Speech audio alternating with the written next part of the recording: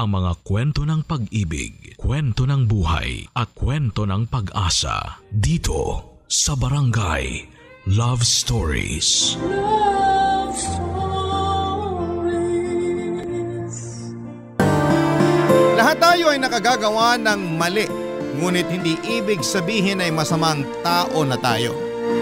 Kaya nga importante na piliin nating ituwid ang mga pagkakamaling yon sa pamamagitan ng paninindigang hindi tayo gagawa ng parehong kasalanan. Ikaw kabarangay, minsan ka na bang nagkamali sa iyong buhay? Dear Papa Dudut, magandang araw po sa inyo at sa mga kabarangay natin na avid listener ng Barangay Love Stories. Ako po si Vivian. 31 years old at taga San Juan. Isa po ako sa mga libo-libo ninyong subscribers online.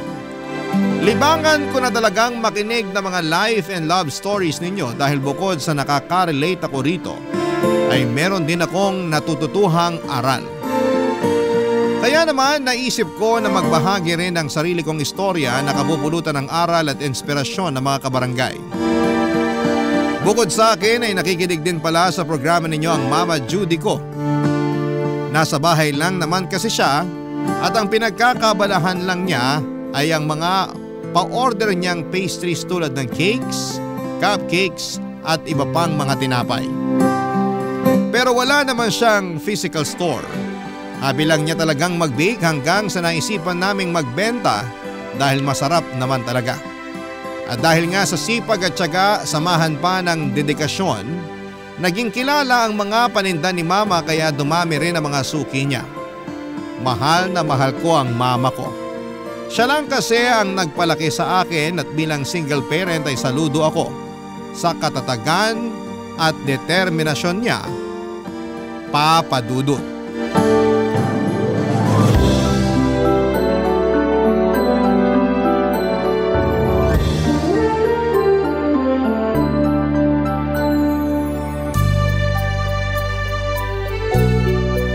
Sakto na ba to? Ilan nga ba order ni Kumare? Hi, Ma! Oh, nandiyan ka na pala, nak.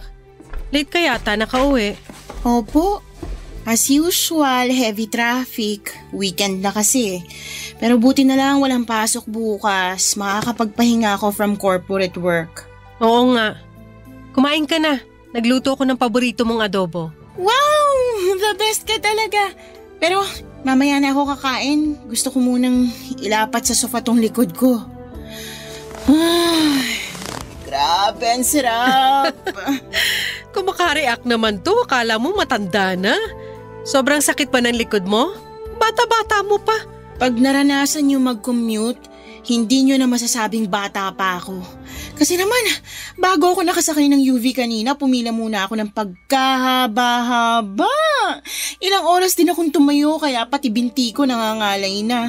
Gusto mo bang pahiran ko ng eucalyptus oil yung binti mo? Naku, ako na po.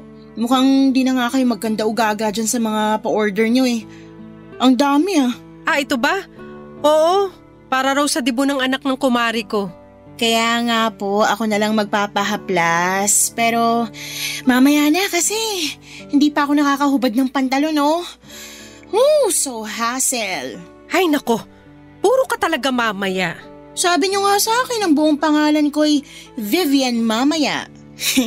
Tanda ko pa yon kahit matagal niyo nang sinabi sa akin. Buti naman kasi wala ka ng bukang bibig kundi mamaya. Lalim nun ah. May problema po ba? Wala naman. Huhulaan ko. Tungkol ba dyan sa mga pa-order mo? Hindi, walang kinalaman to ron. Sige, sasabihin ko na sa'yo. Ang totoo na stress ako doon sa tatay mo. Bakit po? Sabi na sasamahan daw ako sa pagde-deliver ng mga order sa akin.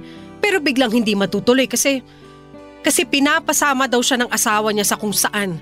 Ewan? Hayaan nyo na lang po si Papa. Lagi naman niya kayong pinapaasa eh. Magsasabi na sasamahan kayo tapos hindi matutuloy kasi biglang may lakad sila ng asawa niya. Naisip ko lang naman na sayang kasi makakatipid din ako sa pamasahe.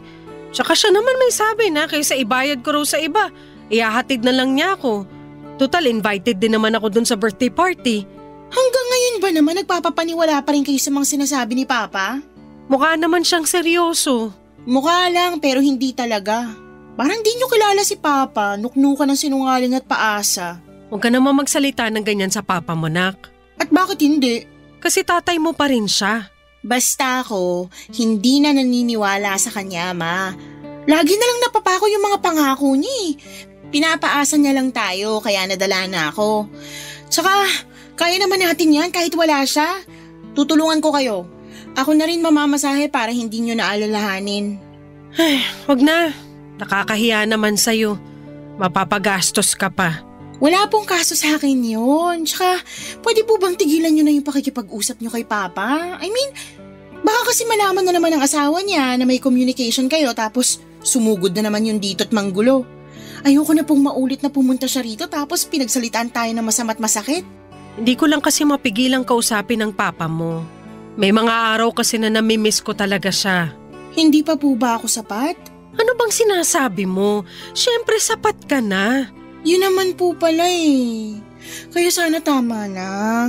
Tigilan nyo ng paghahabol kay Papa kasi kahit anong gawin natin, hindi niya tayo magiging priority. Kaya nga ako, hindi ko na siya masyadong iniisip eh. Para hindi na rin ako nasasaktan. Sinanay ko na lang sarili ko na wala akong tatay. Sana po ganun din gawin nyo. Mag-move on na kayo sa kanya kasi sino lang ba tayo sa buhay niya? Alam mo, tama ka. Dapat talaga matagal ko nang pinutol ang communication namin eh. At hindi na ako pumayag na kausapin niya. Tama ka, nak. Salamat sa pagpapaalala mo sa akin. Walang anuman po. Basta, kaya natin at masaya tayo kahit tayo lang dalawa. Papa Dudut, mabait at mapagmahal ang mama ko. Pero aminado siyang naging mapusok noong kabataan niya, kaya siya naging kabit o kirida. Hindi ako proud na ganon ang mama ko pero habang tumatanda ako ay na-realize ko na biktima lang din siya ng sitwasyon. At lahat yon ay sinisisi ko sa tatay ko. Aminado naman si mama na medyo utu-utu siya pagdating sa pag-ibig lalo na kung kusa yung binigay sa kanya ng isang tao. Bagay na hindi niya naranasan noon sa strikto at masungit niyang mga magulang.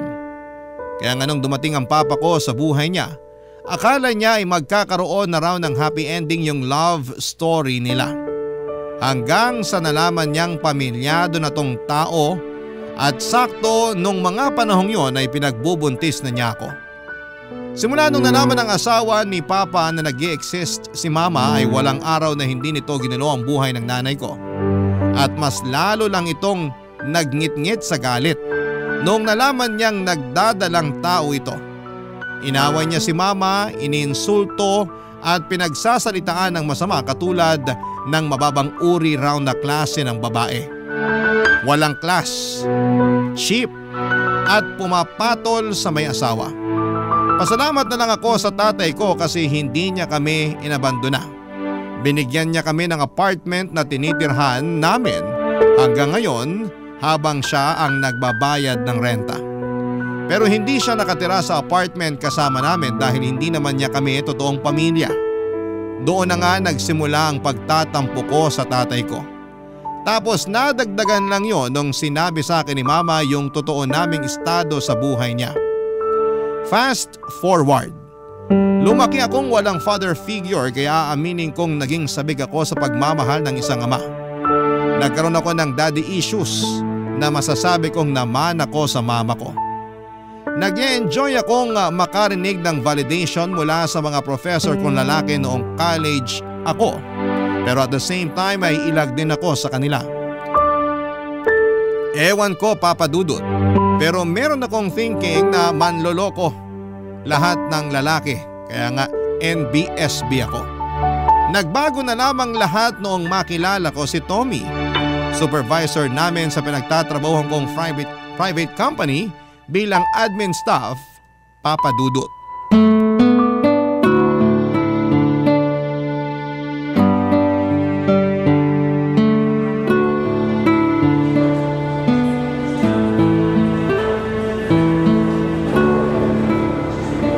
Wow! Hindi ko akalain na masarap ang mga pagkain nyo rito sa kantin ha. Doon kasi sa dati kong trabaho, matabang at kulang sa timpla. Nako sir, yun din talaga unang komento ko nung first time ko rito. Kaya nga dito na ako laging nanananghalian. Huwag mo na akong tawaging sir kapag tayong dalawa lang, Vivian. Po? Pwede ba yun? Oo.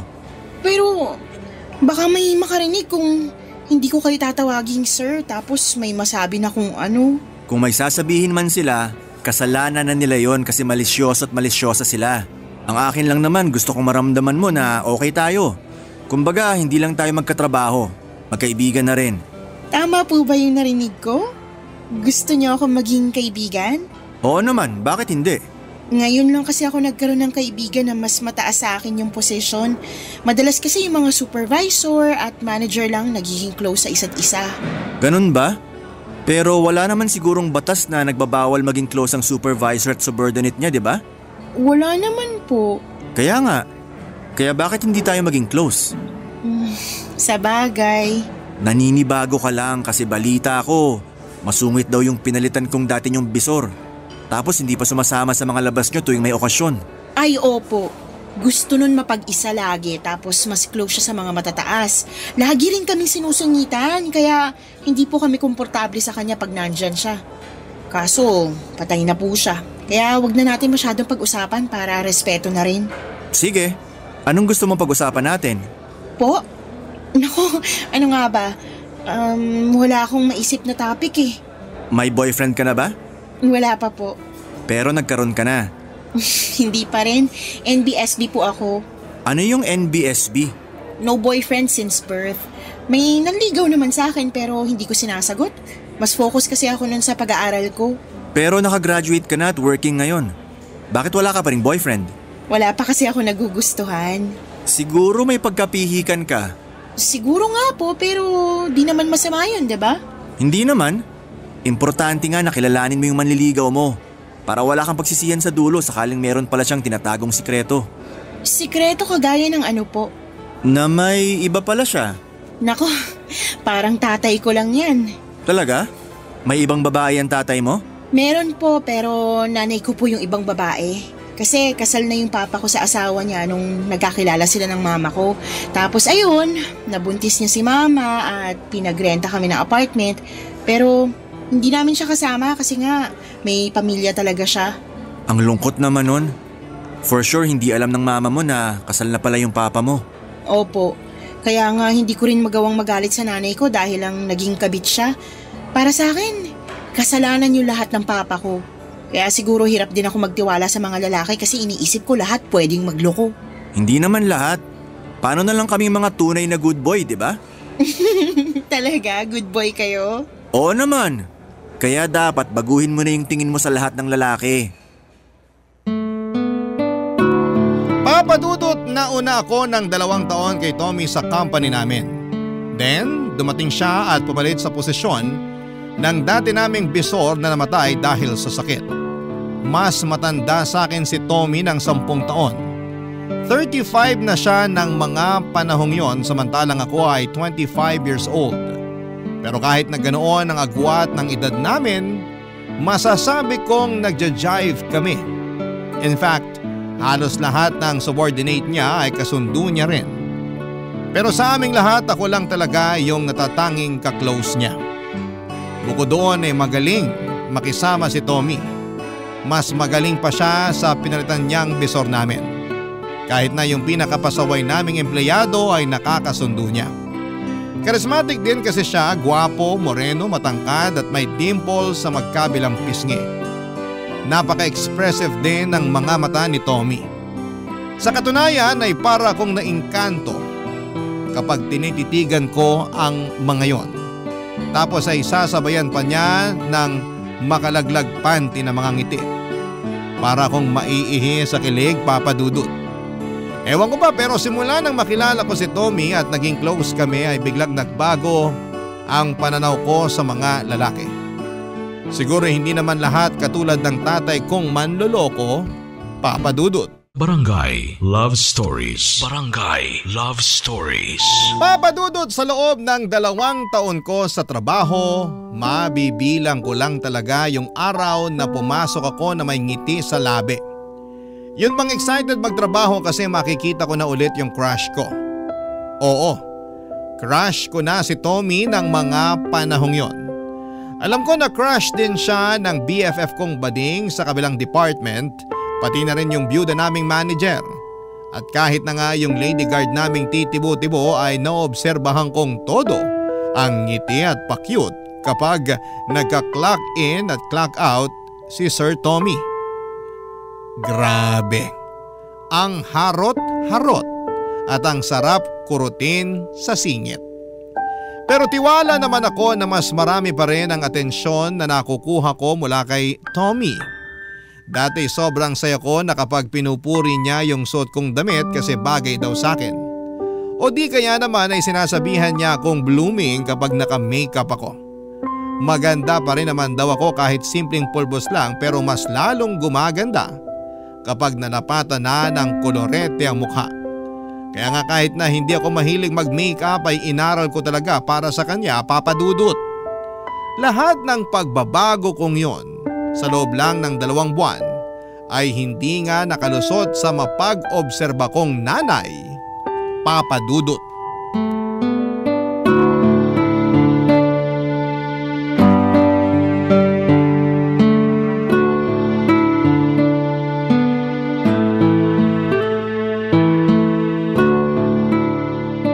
Nako, siguro may boyfriend ka na kaya panay makeup mo na. Ma, naman. Hindi ba pwedeng dahil feel ko lang kasi maganda pala ako pag naka-makeup? Maganda ka kahit walang makeup. Kaso, mas maganda pala pag meron. Tsaka, baka panahon na rin para matuto ako mag-makeup. Hindi yung pulbus lang at lipstick yung alam kong i-apply sa mukha ko. Okay, pero hindi ako naniniwala na wala kang pinagagandahan. Dumaan din naman ako sa ganyan, nak. Kaya sabihin mo na lang sa akin kung meron ka na bang boyfriend. Mama mo ko, karapatan ko malaman yun. Kinonsensya mo pa talaga ako. Ano na nga? Meron na ba? Wala pa nga po, pero may nagugustuhan na ako. Talaga? Ako, dalaga na yung anak ko. Dalaga naman po talaga ako. Palagay niyo sa akin. Na-excite lang naman ako kasi akala ko wala ka ng plano mag-asawa. Pero buti naman may nagugustuhan ka na. Opo, pero complicated kasi. Tsaka, baka di kayo pumayag. Ha? Bakit naman hindi ako papayag? Kasi boss ko siya at katrabaho ko. Wala namang kaso sa akin yun, nak. Basta single yung boss mo. Single naman po. Ilang taon na ba? Yun po yung isa pang problema. Kasi mas matanda siya sa akin ng 10 taon eh. 35 na po siya. Sigurado ka bang wala pa siyang asawa? Kasi nasa edad na siya. Wala pa nga po. Wala naman siyang binabanggit eh. Siguraduhin mo lang kasi mahirap pumasok sa gulo na kagaya ng pinasukan ko. Hindi naman po ako siguro aabot sa ganon, ma. Matanong ko lang, bago lang ba siya sa inyo? Kasi ang tagal-tagal mo na dyan sa trabaho mo pero wala ka naman nakukwento na nagugustuhan mo. Kaya inisip ko baka baguhan sa inyo. Ay, opo. Bago lang po. Gaano ka bago? 2 months. Tommy pa pangalan niya, siya yung pumalit sa dati naming bisor na namatay. Ano ka mo? Namatay na yung dati niyong bisor? Opo. Naku, kawawa naman. Parang nakwento mo pa lang na nagkasakit siya tapos wala na pala siya. Nakakagulat nga po. Pero yung Tommy na yan, kumusta naman bilang bago niyong bisor? Mabuti po kasi mabait siya at kasundo namin. Tapos kahit 35 na siya, mukha pa rin siyang nasa 20s. Mas baby face pa siya sa akin, ma. Talaga? May picture ka ba niyan? Patingin nga. Sige po. Ito nasa phone ko. Wow, oo nga. Hindi halata yung edad niya. Di ba? Ang cool niya manamit. Ang pogi niya po, no? Oo, pogi nga. Pero ang tanong ko, gusto ka rin ba niya? Sakit niyo naman magsalita. Sagutin mo na lang yung tanong ko kasi mamaya baka ikaw lang yung may gusto sa kanya. Hindi ko pa po masabi pero close kami. Kaya siguro nagkagusto ako sa kanya. Pero paano kung magka-developan kami? Ayaw niyo po ba sa kanya? Hindi naman sa ayaw ko sa kanya. Ayaw ko lang mapahama ka sakaling may sabit siya. Tama na yung ako na lang yung naging kabit. Wag na ikaw. Papadudot, aaminin kong hindi ko naging priority na alamin kung may asawa o wala si Tommy. Kasi base sa obserbasyon ko ay binata siya. Walang tinitext o chinachat na misis o girlfriend at lagi niyang sinasabi na mag-isa lamang siya sa tinitirhan niyang apartment. Bukod doon ay wala rin naman siyang nababanggit kaya sigurado kung wala siyang sabit. Malinis din ang Facebook account niya kung saan kami friends. Walang kahina-hinala pero dahil sa sinabi ni Mama, bigla akong nakaramdam ng pag-aalala. Moderno na ang panahon, hindi na dapat basta-basta naloloko ang mga kababaihan. Alam ko na concern lamang si Mama sa kapakanan ko dahil ayaw niyang matulad ako sa kanya. Nakabit na kung tawagin ang mga legal wife ay cheap, walang class at mababang uri ng mga babae. Hindi naman kasi talaga maganda ang maging isang kabit at makasira ng pamilya. Alam ko kasi yung pakiramdam na simula pagkabata ay tampulan ng tukso ng mga kaklase ko dahil wala kong tatay dahil kabit lang daw ang nanay ko. Kaya nga never akong pumasok sa relasyon kasi natatakot akong magkamali. Pero ewan ko, nang dumating si Tommy sa buhay ko ay para kong ibon na nakawala sa hawla. At naging malaya. At gusto ko ang pakiramdam na yon kaya naman tinuloy ko pa rin ang feelings ko sa kanya. Kahit na may agam-agam ako sa dibdib. Hinayaan kong magka-developan kami ni Tommy, Papadudot. Inakit ko siya hanggang sa umamin siya sa akin na nagugustuhan na niya ako. Siyempre sinunggabang ko na yung pagkakataon na agad ding umamin sa kanya. Naging kami pero nakiusap siya sa akin na itago muna namin ang aming relasyon. Lalo na at pinagbabawal yon sa opisina namin. Kaya lang pagkalipas lamang ng 2 linggo ay may nalaman ako na labis na nagpaguho ng aking mundo. Kasal na pala si Tommy at nakabakasyon lang sa ibang bansa ang asawa niya. Nalaman ko yon nang makita ko ang wedding picture nila sa drawer niya nang minsan niya akong sinama sa apartment niya, Papadudot.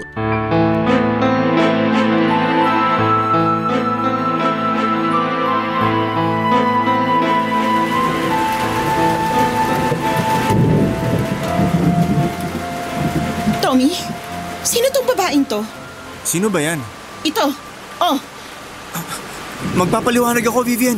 magpaliwanag ka talaga bago ko umalis dito sa apartment mo. At saan ka pupunta? Uuwi sa bahay namin, bakit? Palagay mo sa akin, batang musmus na hindi marunong umuwi mag-isa? Pero gabi na oh. Tsaka baka umulan, mapano ka pa? Wala akong pakialam. Kaya bago ko gawin yun, magpaliwanag ka na. Sino tong babaeng kasama mo sa picture na to? Asawa mo? Oo. Walang niya ka. Kasal ka na pala. Sorry, okay? Hindi ko nasabi kasi... Kasi bakit mo ba naman sasabihin, di ba? Eh di pag nalaman ko, syempre lalayuan kita. At ayokong layuan mo ko kaya hindi ko na sinabi. Ginawa mo kong kabit, Tommy. Wala kang konsensya. Hindi na rin naman kami okay ng misis ko eh. In fact, wala siya ngayon sa apartment ko kasi mas inuna niya pang puntahan yung peste niyang business trip. Kaya naman pala. Wala palang pusa kaya malikot ang daga. Wag mo naman sabihin yan oh. At bakit hindi ko sasabihin? Kapal ng mukha mo. Akala mo hindi masakit yung ginawa mo. Hindi ko naman sinasadya. Pero wag mo sanang isipin na hindi totoo yung mga pinakita at pinaramdam ko sa'yo. Mahal kita, Vivian. Pero kasal ka nga. Nasa business trip lang yung misis mo, hindi pa kayo hiwalay. Alam mo, mahal din naman kita eh. Pero hindi ko pinangarap na maging kabit. Alis na ako. Ayoko magstay sa lugar na to kasama yung sinungaling na katulad mo. Please, wag kang umalis. Wag mo akong iwanang mag-isa dito. At bakit hindi? Ayusin natin to. Ayoko mawala ka sa akin. Hindi na natin maaayos to kasi nung una pa lang, hindi ka na nagsabi ng totoo. Nakakatawang isipin na panaysabi ka pa sa akin na iba ka sa lahat, na good boy ka pero hindi naman pala. Kapag naaalala ko yun, mas lalo lang nadadagdagan yung galit ko sa'yo eh. Nagawa ko lang naman yun kasi hindi ko na kayang pigilan yung feelings ko sa'yo eh. Ewan ko pero na-realize ko malaking pagkakamali talaga na pumayag ako magpakasal sa asawa ko kahit hindi ko naman siya mahal. Tuloy nung dumating ka, tsaka naman naging komplikado ang lahat. Kapal ng mukha mo, no? Sinisi mo pa talaga ako? Hindi kita sinisisi. Hindi raw, pero rinig na rinig ko kaya. Alam mo, kasalanan mo yan. Ikaw lang naman na nagloko, dinamay mo pa ako. Wala akong kamalay-malay na kasal ka na pala. Tapos wala rin alam yung misis mo na iniiputan mo na siya sa ulo. I'm sorry, Vivian. Patawarin mo na ako kasi nagsinungaling ako.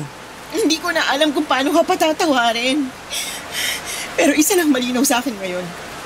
Hindi kita pwedeng pagkatiwalaan. Ano malay ko? Marami ka pang hindi sinasabi sa akin. Wala na. Yun lang tungkol sa misis ko. Wow! Akala mo yata maliit na bagay yung tungkol sa misis mo, no? Vivian naman.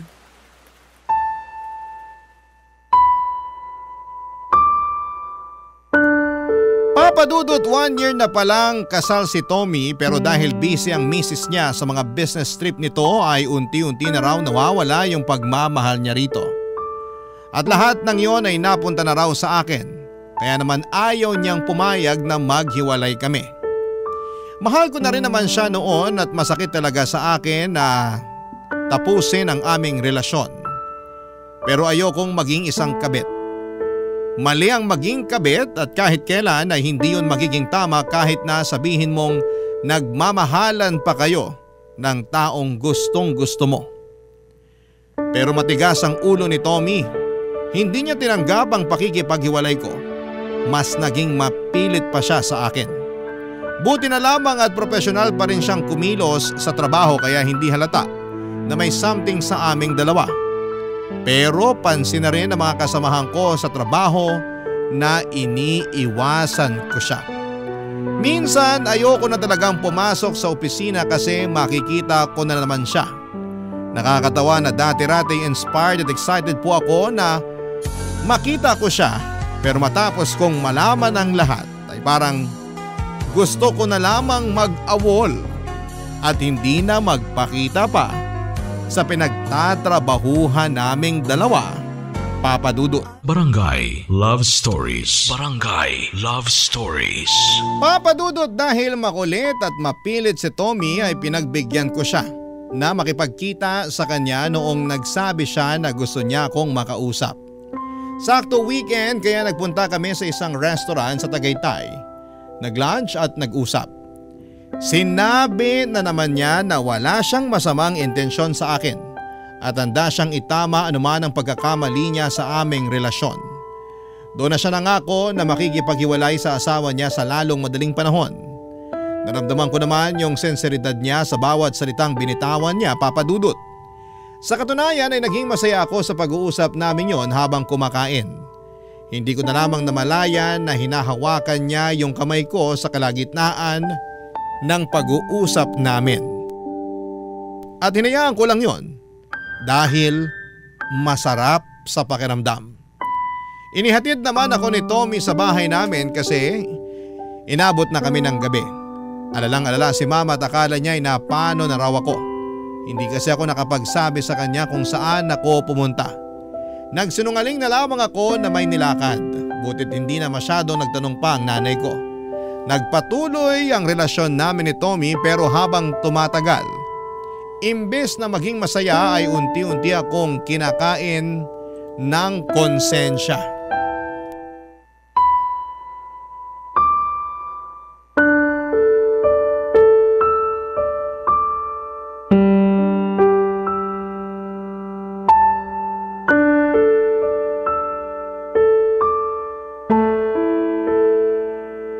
Ka ba? Wala naman po. Bakit po? Kasi hindi na kita nakikita nagme-makeup katulad dati. Manaman eh. Seryoso nga. Tsaka napansin ko mas madalas ka nang nakasimangot kaysa nakangiti. Sabihin mo may problema ka, no? Wala. Ay, wag kang magsisinungaling sa akin, nak. Kilala kita, nanay mo ko. Opo, may problema nga po ko. Tungkol ba yan sa inyo ni Tommy? Sandali, kumusta pala kayo? Nanliligaw pa rin ba siya? Hindi na po kasi naging kami na. At hindi mo man lang sinabi sa akin? Plano ko naman pong sabihin kaya lang... Kaya lang ano? Hiwalay na po kami. Bakit? Kasi nalaman ko may asawa na siya. Teka sandali, paano mo nalaman? Nakita ko yung wedding picture nila sa apartment niya. Lagi raw umaalis at nasa business trip yung asawa niya kaya nawalan na lang siya ng gana sa relasyon nila. 1 taon pa lang sinakasal. Napakawalang hiya ng lalaking yan. Sana noong pa lang sinabi na niya para nakaiwas ka na. Yun nga, Ma. Kasalanan ko rin naman kasi hindi ako naging maingat. Tapos nagtiwala pa ako at naniwala sa mga sinabi ni Tommy. Ganyan naman yung mga lalaking yan eh. Magagaling magtago ng sikreto. Pero itong Tommy, apaka-amateur.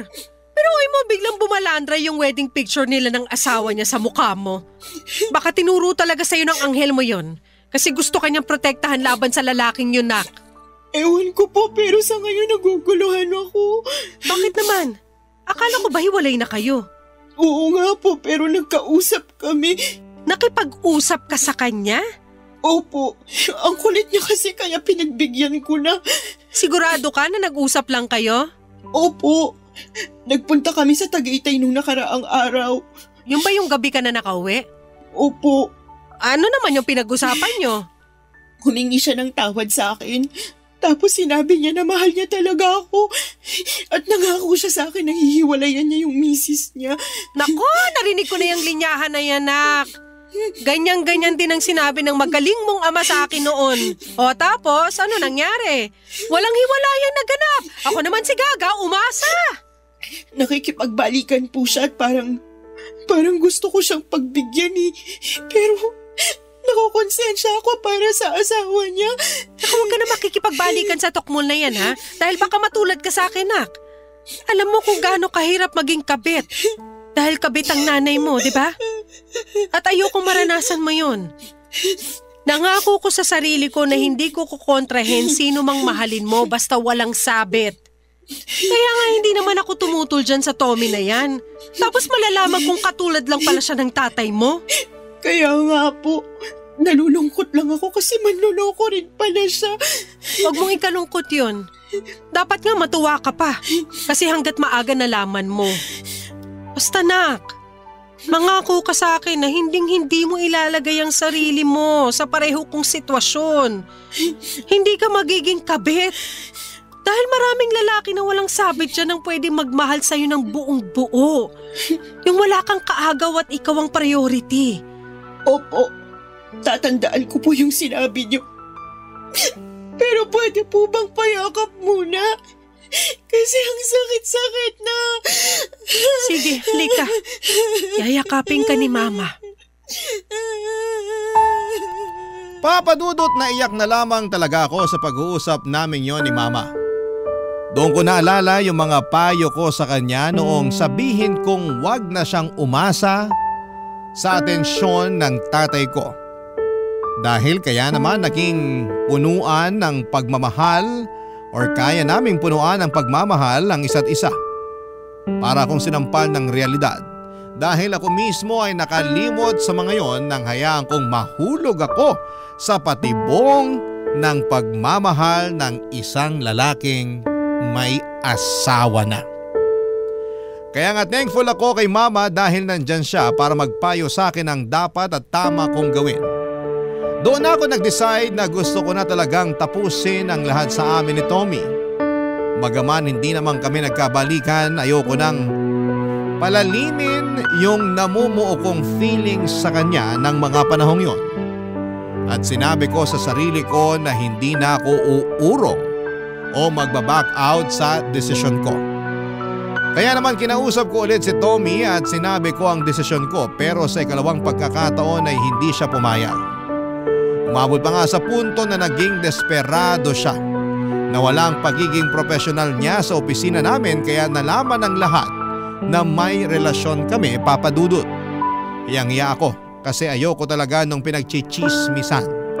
Tapos kinausap pa kami ng HR manager namin na itigil namin ang relasyon namin dahil alam nilang may asawa na si Tommy. Nanliit talaga ako ng gusto ng araw na yon kaya nag-early out ako at umiyak na nagsumbong sa nanay ko pag uwi ng bahay. Pagkalipas nga ng ilang minuto ay biglang kumatok si Tommy sa pinto namin. Gulat na gulat kami ni Mama dahil hindi ko alam na sinundan niya pala ako pauwi. Nakiusap siya sa amin ni Mama na kausapin namin siya, kaya pinapasok namin siya sa loob ng bahay.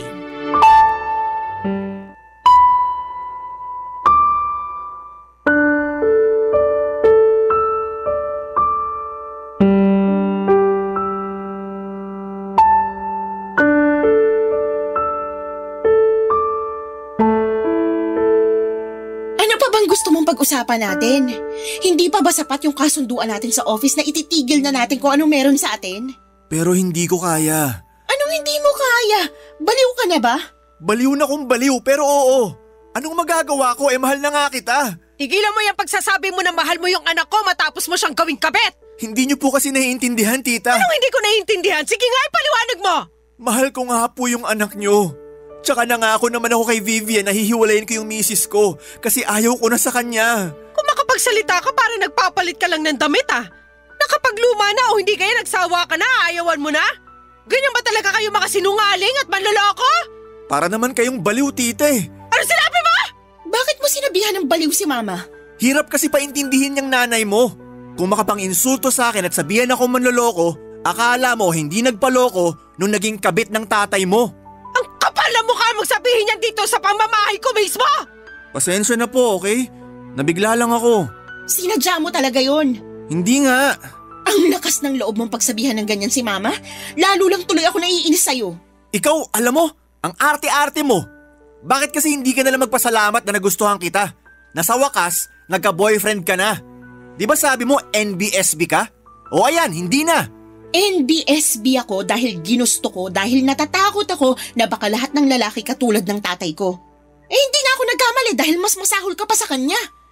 Ewan ko ba naman sa'yo kung bakit hinahabol mo pa rin ako? Ayoko na nga makipagbalikan sa'yo. Huwag ka nang umasa na babalik sa'yo ang anak ko. Dahil ako na mismo ang kokontra. Kapal na mukha mong sabihin na magpasalamat sa'yo ang anak ko kasi nagustuhan mo siya. Hoy! Para sa kaalaman mo, pinalaki ko na mabuti ang anak ko para hindi maging kabit na katulad ko. Kasi alam ko yung hirap ng pagiging kabit. Alam ko rin na mali.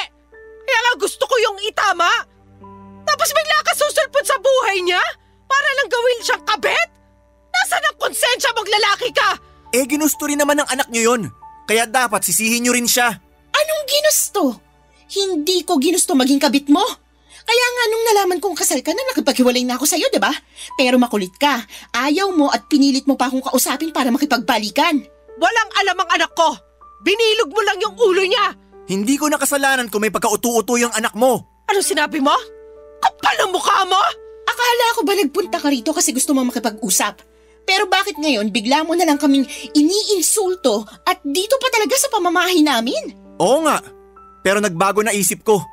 Ang arte mo kasi. Hindi ko na alam kung paano pa kita makukumbinsi. Sa pinagsasasabi mong yan sa amin ng mama ko, mas nadadagdagan lang yung dahilan para layuan na talaga kita. Yung tipong kahit pagkakaibigan, hindi ko ibibigay sa katulad mo.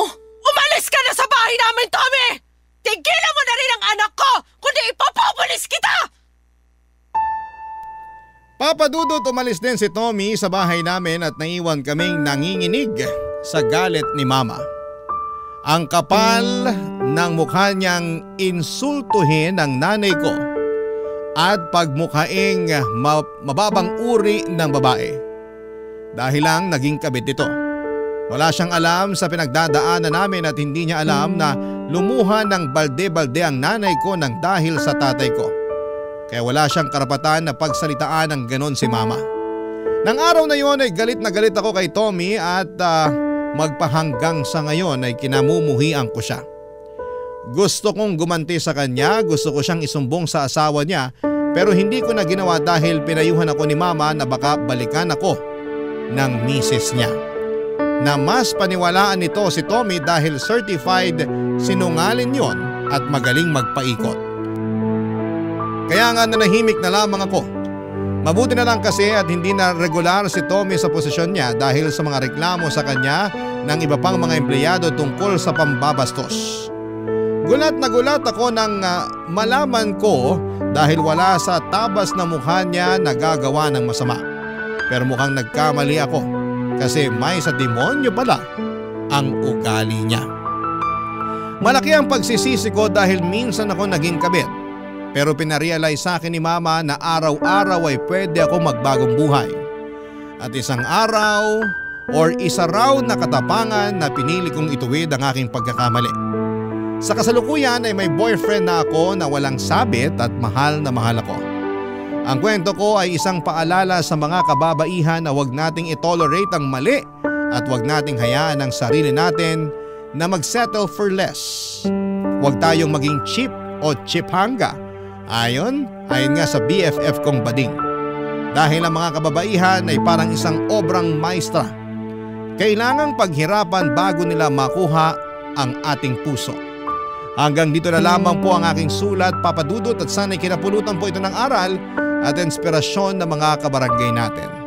God bless sa Barangay Love Stories and more power sa inyong estasyon. Ang inyong forever kapuso at kabarangay, Vivian.